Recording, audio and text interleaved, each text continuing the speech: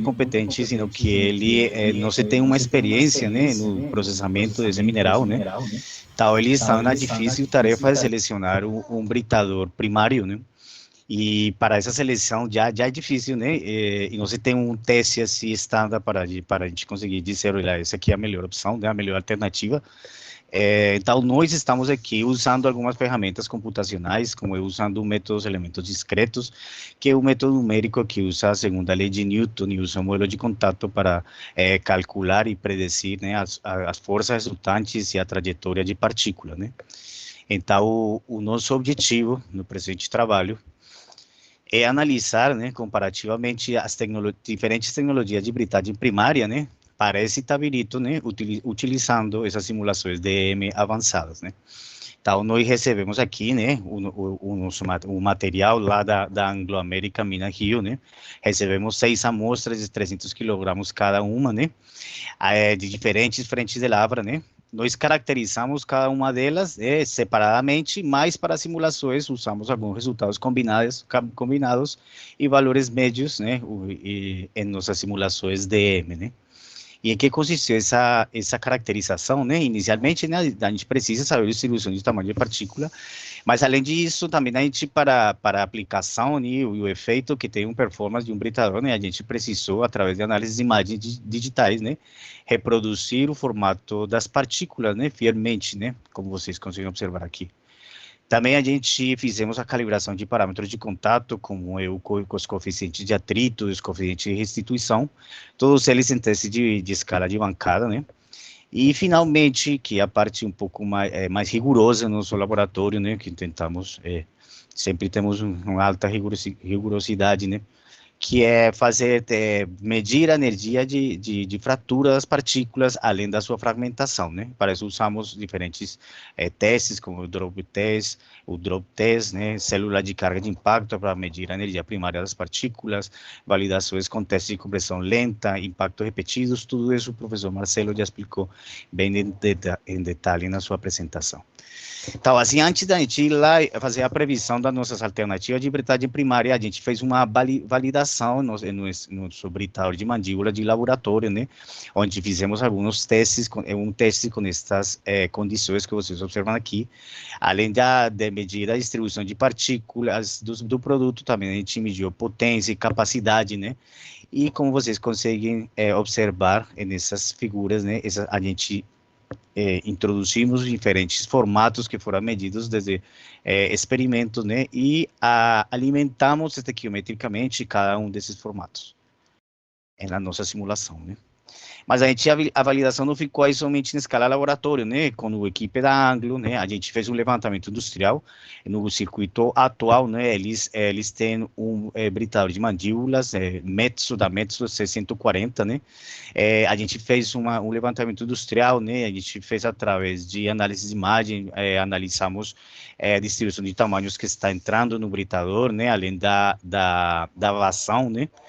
E, através também de conciliação de balanço de massas, conseguimos amostrar, né, qual é a sua razão de redução, potência, além da altura da câmera, né, do britador 640. Nas nossas simulações, nós usamos o software Rocky DM, da ANSYS, né, usamos esses modelos de contato, né, usamos o modelo de fragmentação do professor Marcelo, no qual, se uma energia, né, se uma partícula recebe uma energia maior que a sua energia de fratura já caracterizada experimentalmente, essa partícula vai ser substituída por fragmentos de menor tamanho, né, seguindo a fragmentação, que a gente também calibra experimentalmente, né. E também a gente fez as geometrias de cada uma das partes em contato com as partículas de cada britador, né? E descrevemos a cinética, né? Somente a cinética, né? Do movimento das peças móveis em cada britador. Então, o objetivo do trabalho é comparar a alternativa de britagem, né? Nós selecionamos essas 3 alternativas, né?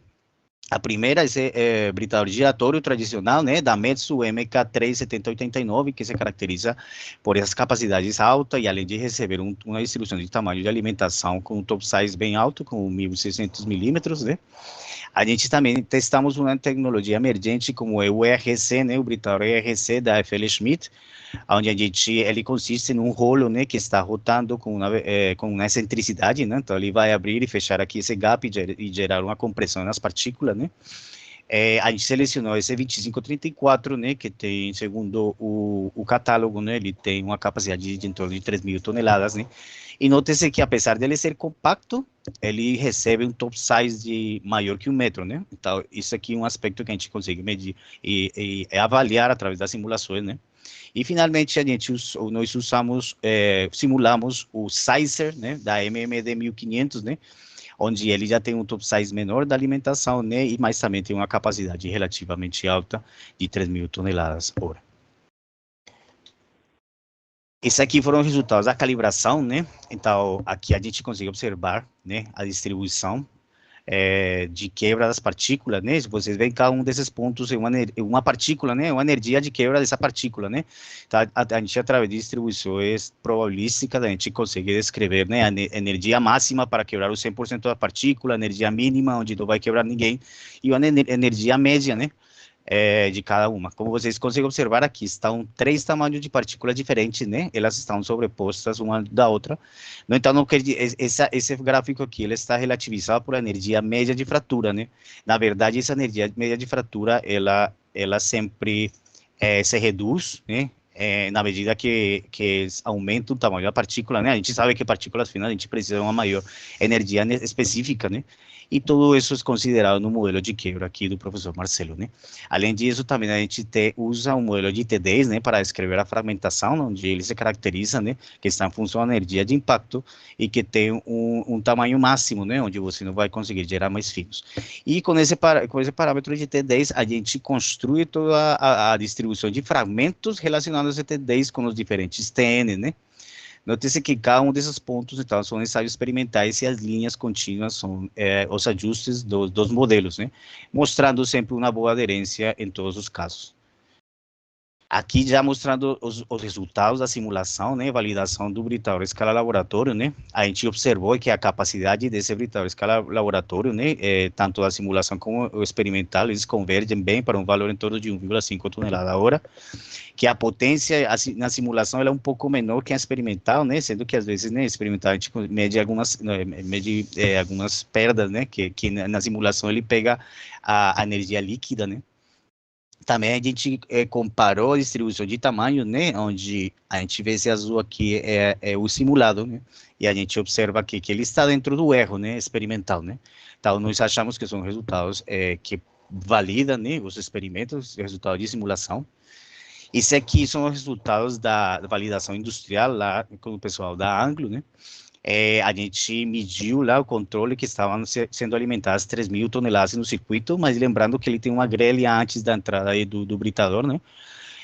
Desses 3.000, a gente calculou que 300 toneladas por hora somente eles estavam entrando aí no britador através de análise de imagem, né? E acho que não está rodando, mas a gente através de simulação, né? Também a gente conseguiu fazer essa validação também. Conseguimos fazer a validação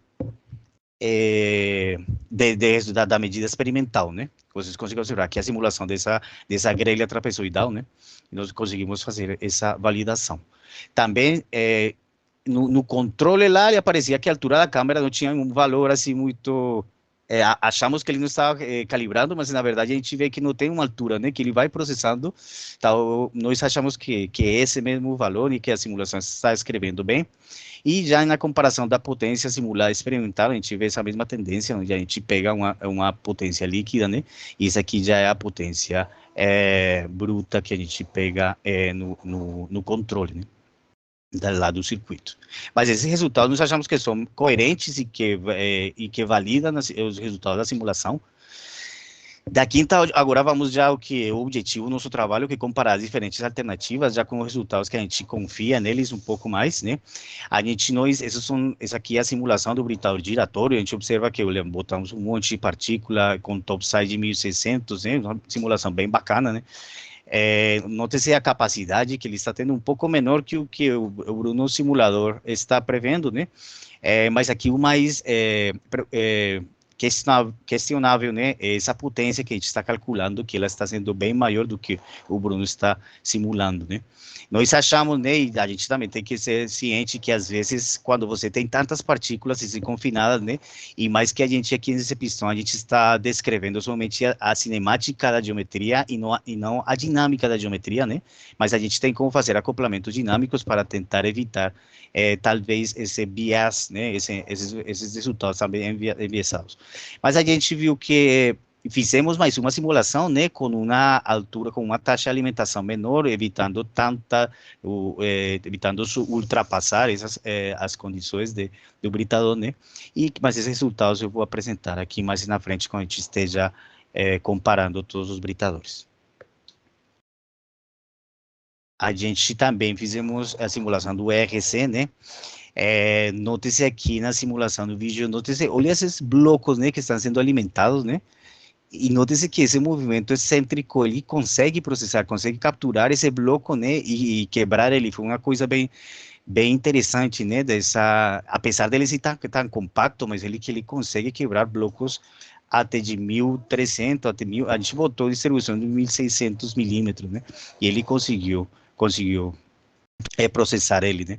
A gente viu que, segundo, comparando com o catálogo, a gente calculou uma capacidade menor, né, uma potência em torno do que o catálogo está descrevendo, né, mostraram resultados bem interessantes, com uma relação, uma crossing radio, né, uma razão de redução de 2,5, que é normal nesse tipo de britadores primários, né. Também aqui a gente podemos observar o resultado da simulação do Sizer, né, do Sizer 1500, né. Aqui a gente alimentamos também inicialmente 1.600, né, mas a gente viu que ele não conseguia capturar os blocos de 1.600 milímetros, né, então aí fomos reduzindo, a gente observou que com 600 ele conseguia trabalhar bem, né, apesar também de ter algumas potências um pouco maiores que as que são apresentadas no catálogo, né, mas com as capacidades que são coerentes com o que são apresentados no catálogo, né. Aqui nesta tabela a gente consegue comparar, né, cada um dos resultados. Aqui, note-se que aqui aparece então aquele britador giratório, mas agora com um 25% de enchimento da câmera, né? A gente observa que agora a potência já está no intervalo, né, que o fabricante menciona no seu catálogo, né? A gente observa também que a capacidade é uma capacidade alta, né, que se a gente faz o cálculo da energia específica e em comparação com as outras duas tecnologias, a gente observa que uma energia específica menor, né, e que consegue processar, né, toda essa distribuição da alimentação com um top size até de 1.600 milímetros, né.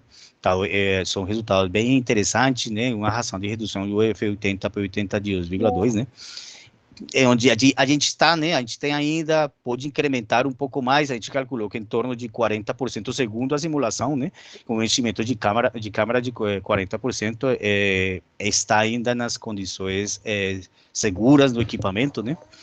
A gente também vê o ERC, né, com uma capacidade relativa bem importante, né, sendo ele tão compacto, ainda conseguindo processar até 2.000 toneladas a hora, né, mas com uma energia específica um pouco maior, mas lembrando que ele conseguiu processar, sim, esse top size de alimentação de 1.600 milímetros, né, e gerando uma razão de redução maior que os outros dois britadores, né.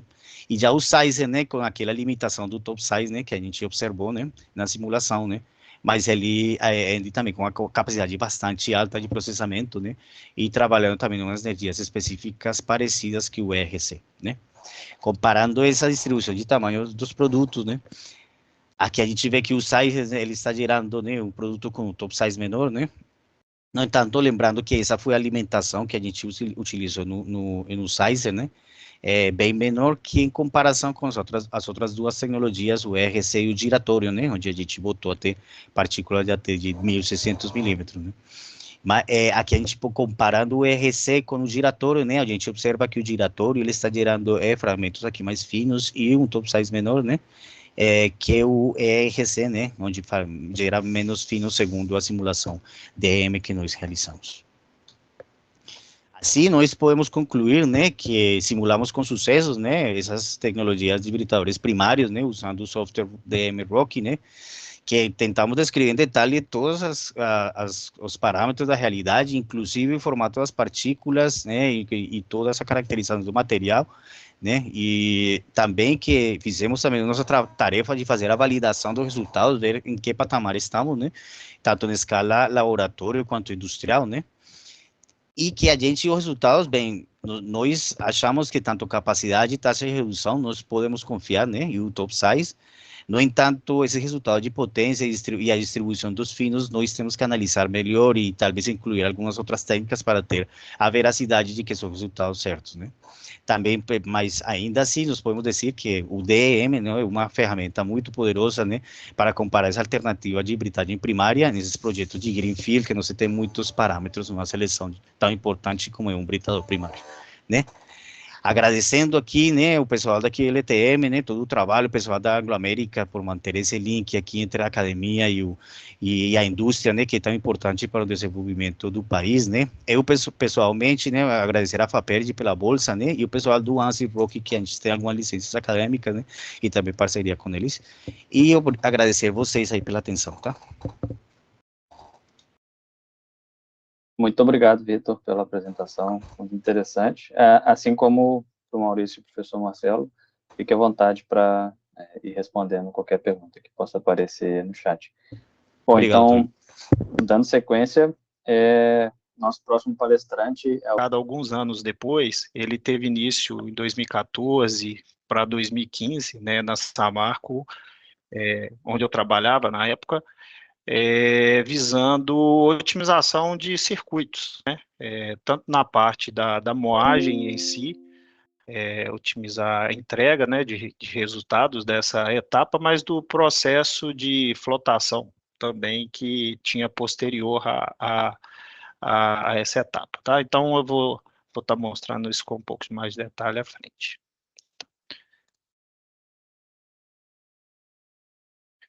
Então, só trazendo aqui um sumário, né, vou trazer uma introdução para desenvolvimento, resultados, discussões e conclusões, tá? E aí falando, né, o concentrador 1 da Samarco, ele é um concentrador que entrou em operação na década de 70, em 1977, operou até 2015, ele era um concentrador alimentado com 44% de teor de ferro, capacidade de 12 milhões de toneladas ano de pellet feed, né? Nesse concentrador, toda concentração convencional, né, ele é remoído após essa etapa de moagem secundária, há outras etapas de flotação, e né, então essa moagem secundária ela tem por finalidade adequar a granulometria e a liberação das partículas para essa etapa de flotação, mas também adequar a granulometria para o transporte do mineroduto, né? O pellet feed ele é transportado por quase 400 quilômetros até as usinas de peletização em Ponto Ubu, e também para o processo de peletização, né? Como eu tinha comentado, né, mudanças no circuito tinham sido feitas em 2014, já tinham trazido uma redução de 9,3% no consumo de energia, o tipo de circuito foi alterado, e outras otimizações foram feitas também nesse circuito, né? Adequação de percentual de sólido, configuração de ciclone, mais um estudo, né? Entendendo qual que deveria ser o tamanho ideal de bolas, né? De corpo moedor desses moinhos, ainda era uma pendência, né? Então, esse trabalho teve por objetivo avaliar o comportamento dessa moagem secundária, com diferentes tamanhos de bola, utilizando-se de simulação, né, de processo para tomada de decisão antes da gente partir para modificações no processo industrial, tá? Então, aqui só para poder mostrar, né, o circuito de moagem da Samarco antes da alteração, ele tinha o concentrado da flotação convencional alimentava 3 moinhos em circuito aberto.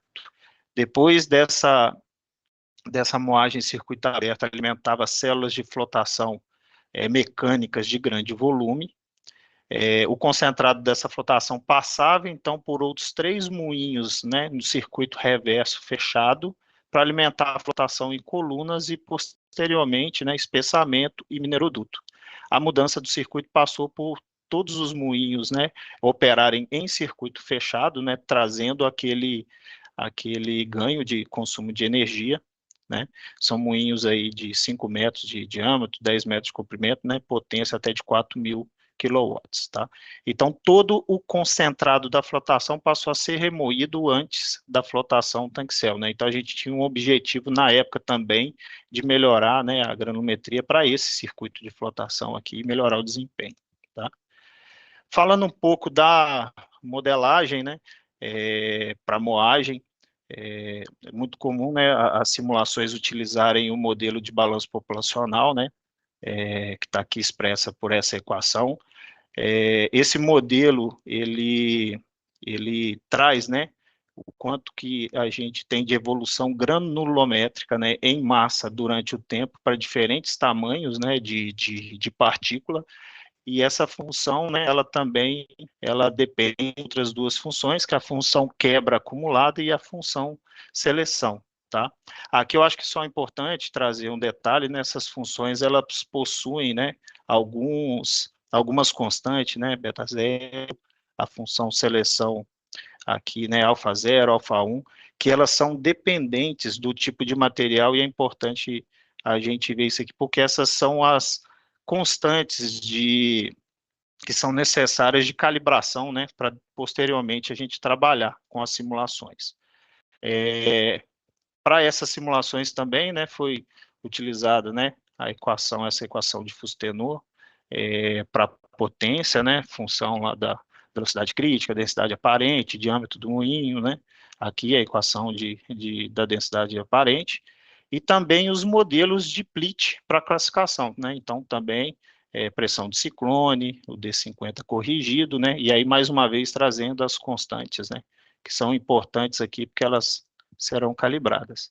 E também as equações para partição, né, de fluxo de ciclone, curto-circuito, eficiência da classificação e curto-circuito de água. Tá? Então, essas foram as equações, né, que são utilizadas para simulação de circuitos de moagem, né, com ciclones. Partindo, né, para o desenvolvimento, então, para simulações, a gente partiu de uma amostragem industrial. Essa amostragem industrial ela foi feita em setembro de 2015, foram amostradas a alimentação, descarga dos moinhos, né, e também a alimentação underflow e overflow dos ciclones, né. Então, aqui a gente tem as distribuições granulométricas e os percentuais de sólido em massa das amostragens, né, realizadas na planta. Para a especificação do pellet feed, né, então, todas as simulações a gente sempre vai estar objetivando as especificações, né, que a Samarco tinha para a época, né, com o limite máximo, né, com a média, né, de 3,5% de retida em 74 micrômetros, né, e 88,2% passante em 44 micrômetros.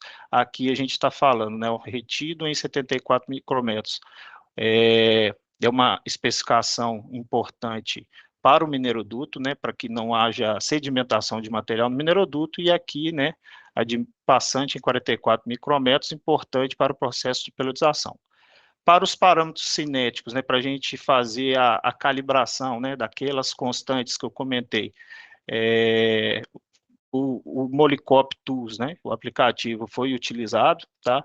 É um aplicativo que ele parte, né, como princípio básico a minimização dos desvios entre os dados experimentais e o modelo, né, ao quadrado de uma função objetivo. Você tende a minimizar essa função objetivo calibrando as constantes dos modelos, tá?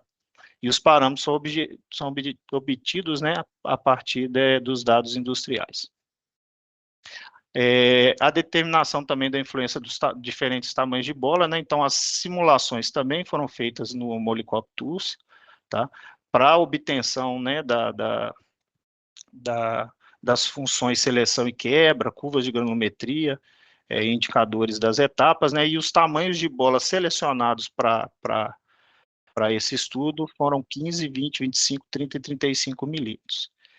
Um parâmetro também que, além da granulometria que foi observado aqui nesse trabalho, foi a área superficial específica, porque ela tem uma importância no processo de filtragem de produto, né, e se gera uma área superficial específica elevada demais, a gente pode ter perda de produtividade, né, a gente chegou no modelo de regressão a partir de dados industriais aí com coeficiente de correlação relevante, né, em que a área superficial específica ela é função do teor de PPC, os minérios da Samarco são bem hidratados, né, presença de quetita, e da granulometria, né, do passante em 44.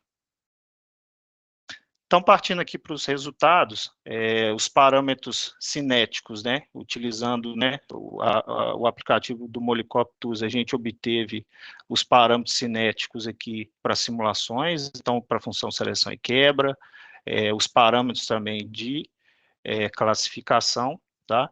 E as condições operacionais, essas condições operacionais foram aquelas obtidas no momento da amostragem realizada na planta. Esse gráfico, que é a figura 3, ele mostra aqui, ó, os pontos dessas curvas são os pontos obtidos na amostragem industrial.